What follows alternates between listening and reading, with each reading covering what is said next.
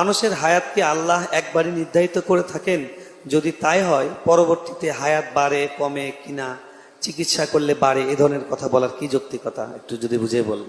এ সম্পর্কে একটি হাদিস সম্ভবত ইবনে তাইমিয়া রাহিমাহুল্লাহ বা ইবনুল কাইয়িম রাহিমাহুল্লাহ উল্লেখ করেছেন তাকদীর সম্পর্কে, যে আল্লাহ রাব্বুল আলামিনের কাছে সকল তাকদীরই চূড়ান্ত, কিন্তু তাকদীরের যে লেখক ফেরেশতারা আছে তাদের কাছে তাকদীর দুই প্রকার, একটা তাকদীরে মোবরাম আর একটা গায়রে মোবরাম, একটা চূড়ান্ত একটা অচূড়ান্ত।